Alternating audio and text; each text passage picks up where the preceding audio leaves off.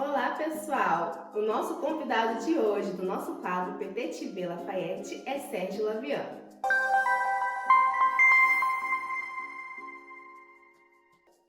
O Sérgio é uma personalidade muito conhecida aqui no meio político da cidade, porque ele já trabalhou com diversos projetos e também é servidor público, não é mesmo, Sérgio? Isso, eu sou professor aqui em Congonhas, né? E eu também trabalho com essa questão de desenvolvimento humano, consultoria e projetos. Que legal, né? E você é daqui mesmo? Como é que é essa família? Não, eu sou de uma cidade que chama Ferros. Ela é perto pra cima de Itabira ali, né? Mas eu fui só praticamente nascido lá, né? Eu costumo falar até que brincar, né? Que eu sou um homem de ferros, né?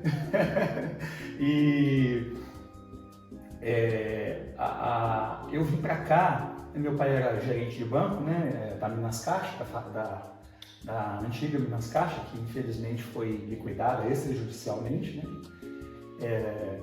E a minha mãe também. E o meu pai era muito transferido, sabe? De uma cidade para outra. Acabou que quando ele foi transferido para cá, a gente ficou.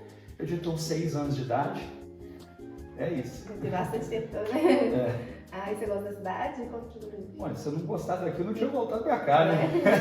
Eu estudei 9 anos em BH, né? Também estudei fora do país e com oportunidade de bolsa, né? E se eu não tivesse amor pela cidade, né? Que eu realmente amo, gosto de viver aqui, apesar de me sentir um pouco, às vezes, invisível na cidade, acho que muita gente se sente, eu voltei para cá e constituí família aqui. Tenho uma esposa, 2 filhos, né? Um de 13 e o outro de 7 anos, Raul e Noah. Então eu acabei fixando raízes aqui. Olha que legal. E o que te fez entrar na política, assim, seu maior motivo?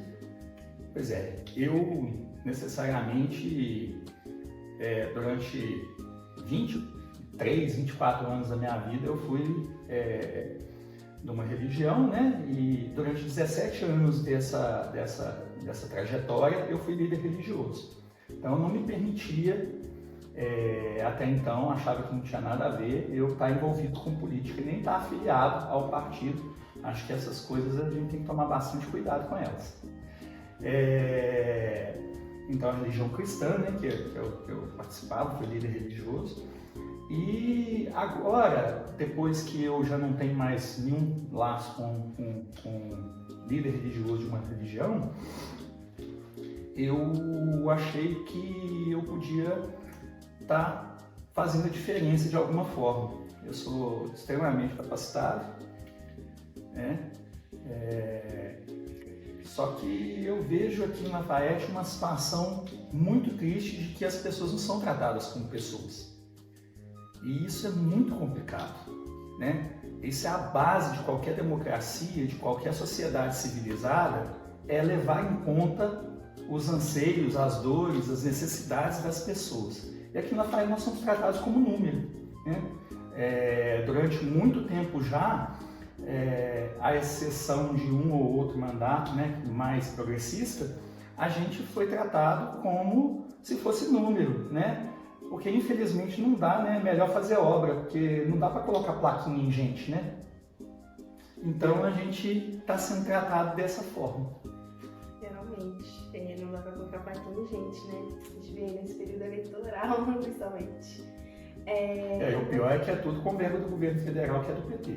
Então, assim, ou então o TAC, né? Que é termo de ajustamento de conduta, como os 2 viadutos, e não tem nada a ver com a prefeitura. Foi uma empresa punida por uma questão qualquer, né, pelo Ministério Público, que fez um acordo de pagar uma obra para poder não ter outras repercussões. Então, a gente fica meio confuso, né, porque as inaugurações assim são feitas como se fosse uma questão da prefeitura, e não são.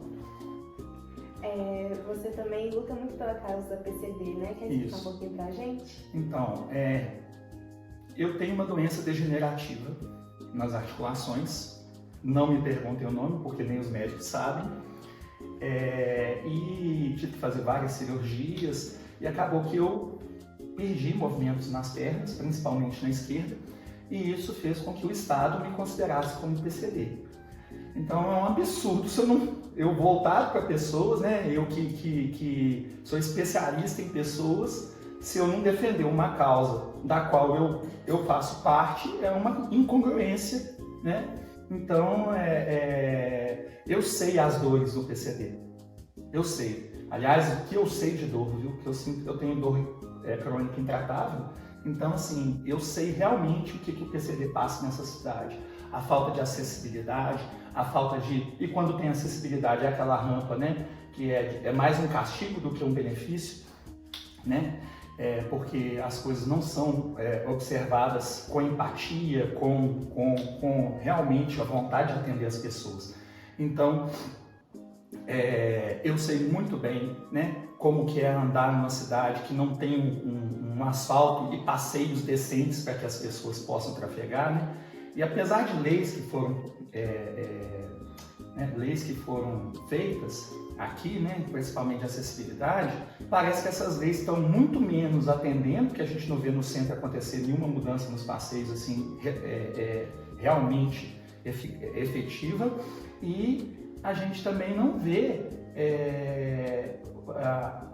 como que isso vai ser possível, né? Porque não adianta atender uma pessoa desatendendo outra. A gente tem que aprender a lidar com os problemas sem atacar as pessoas, sem prejudicar as pessoas nessa cidade. Tem uma coisa interessante que a gente vê que na sua identidade visual tem muito elemento diferente, Viking, né? Tem bastante coisa. Sobre isso. Então, durante a pandemia, né, acho que todo mundo sofreu, né? E alguns buscaram, né? Acho que praticamente todo mundo buscou uma forma de ocupar, né? Porque ficar dentro de casa foi realmente uma tortura, né? Mais necessária.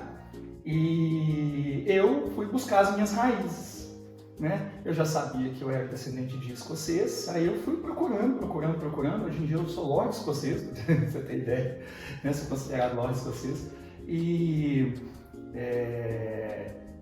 eu fui procurando e encontrei o local onde surgiu o clã, né, Drummond, né, na verdade Drummond, né, e ele surgiu numa vila que antes foi um assentamento viking. Então eu fui buscando, fiz teste de genético, né, e descobri realmente que eu sou descendente de vikings, então eu abracei esse visual, né, muita gente tomou susto, muita gente não me reconhece, né, e eu sou uma pessoa transtemporal, né? Eu tô aqui nesse tempo, mas eu não me sinto pertencente a esse tempo. Talvez seja por isso que eu me preocupo tanto com pessoas. E também tem esse apego às suas raízes. Né? As minhas raízes, com certeza, e principalmente a tudo porque os vikings eles são muito estigmatizados, né? Na verdade, são pessoas que viviam num local extremamente inóspito, né? E precisavam sair dali para poder conseguir sobreviver, né? E foram recebidos de forma agressiva. Então, quando você é recebido de forma agressiva, a única coisa que você tem para fazer é se defender e lutar, né? Tinha gente ruim também, né? Em todo lugar tem gente ruim, né? Então esses aí tiveram mais evidência do que os outros. Pra você ter ideia, na sociedade viking, as mulheres tinham muito mais direitos do que até na década de 60 aqui no Brasil. Então, assim, chamar de bárbara uma sociedade dessa só se for no sentido de ser bárbaro, né? De ser maravilhoso. E eu me apaixonei pela cultura. As pessoas que eram trazidas como reféns, né? De incursões, muitas delas foram adotadas por famílias, então a gente tinha cidades que eram, por exemplo, né, a mais famosa, né, que passa nos seriados, que é Cátedra, ela foi liderada durante muito tempo por uma mulher negra. Então, porque o viking, nas suas viagens, se casou com ela. Então, eu acho uma cultura extremamente interessante e acabei me identificando bastante com ela. É muito diferente, é bem... Tanto que eu me considero um guerreiro social, não é à toa. Não é à toa, né? Porque o sangue de guerreiro está aí nas veias para lutar pelas pessoas. Né? Nossa. É uma pergunta retórica. retórica para você. Se você estivesse vereador hoje, o que você acha que você estaria fazendo diferente? Que você estaria fiscalizando? Isso é tão difícil de responder, né? Mas assim, eu vou me primar pela que é função do vereador, né?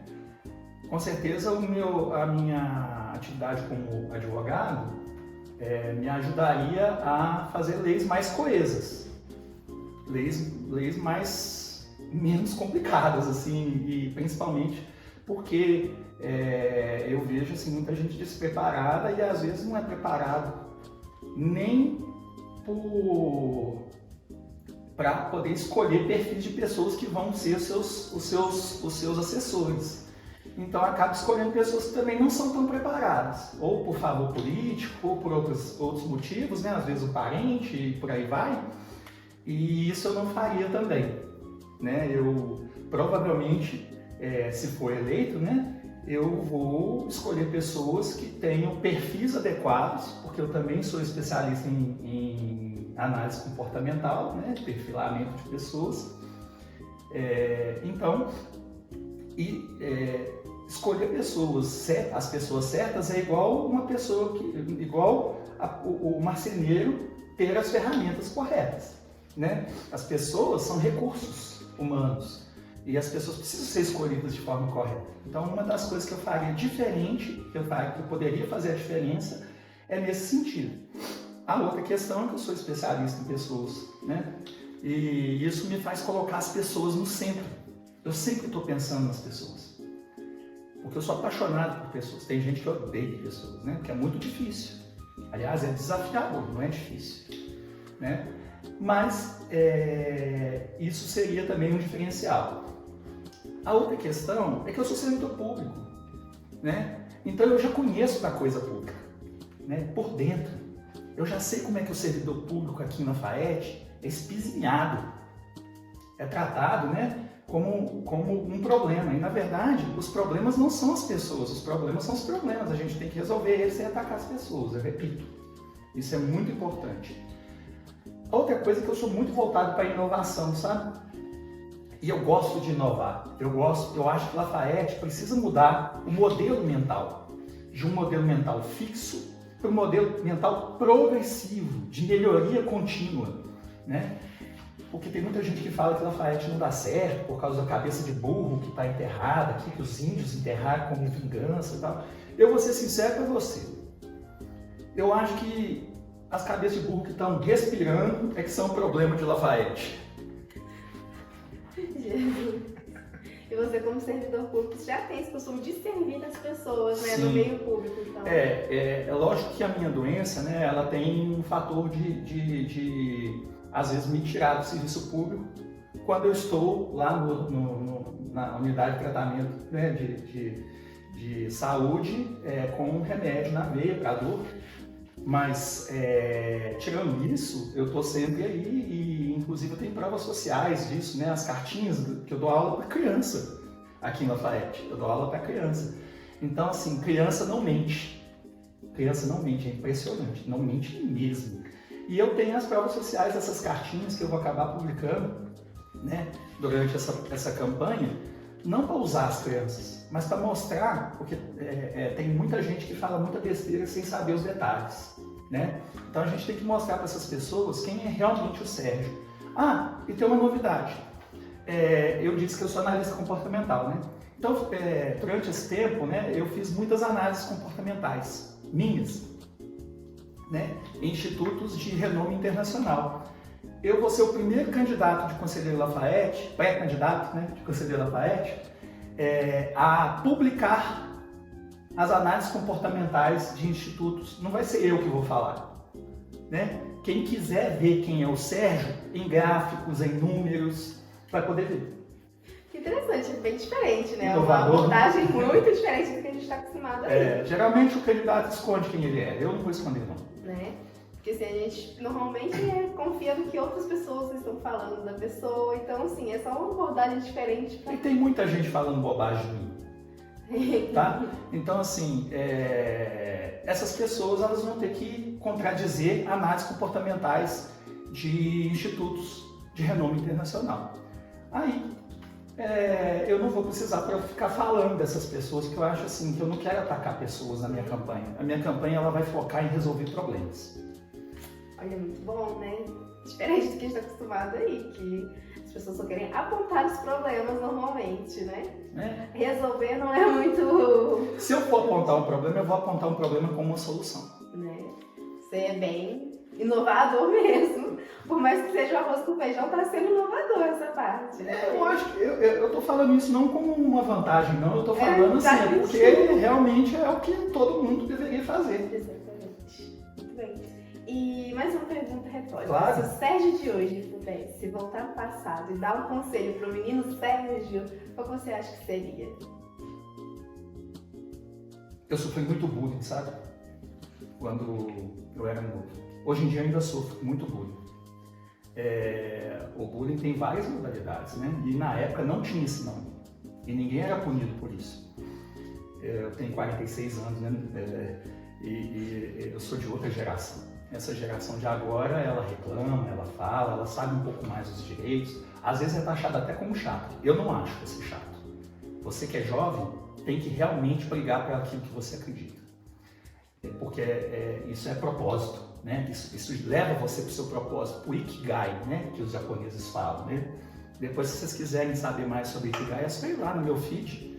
Lá mais para baixo tem umas postagens sobre desenvolvimento humano que eu acho que vai ajudar bastante os jovens. O que eu falaria para o meu eu mais jovem é: não se julgue tanto. As pessoas são ensinadas a julgar. E eu tive que travar uma luta contra mim mesmo para parar de julgar. Principalmente eu me cobro demais.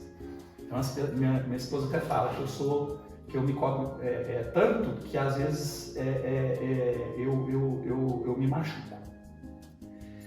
Mas hoje em dia eu vejo isso como uma melhoria contínua e não como um julgamento próprio. Então eu sofro menos.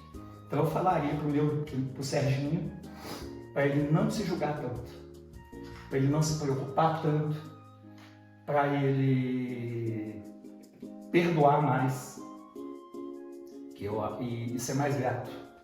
É isso.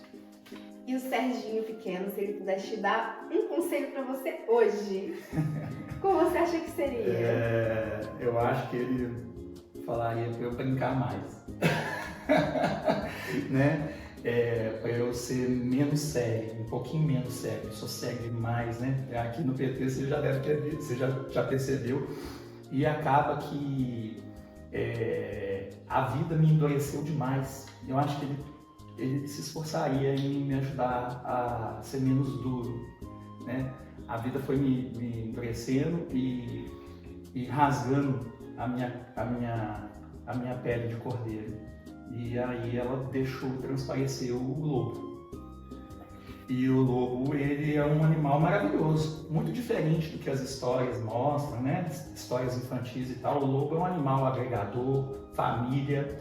O lobo, ele não deixa os idosos para trás, que isso acontece aqui na Lafayette. Também não deixa os doentes. Se você viu uma matilha de lobo se locomovendo, você vai ver que vão 3 betas na frente, betas atrás, e no meio vão os idosos, os filhotes, né?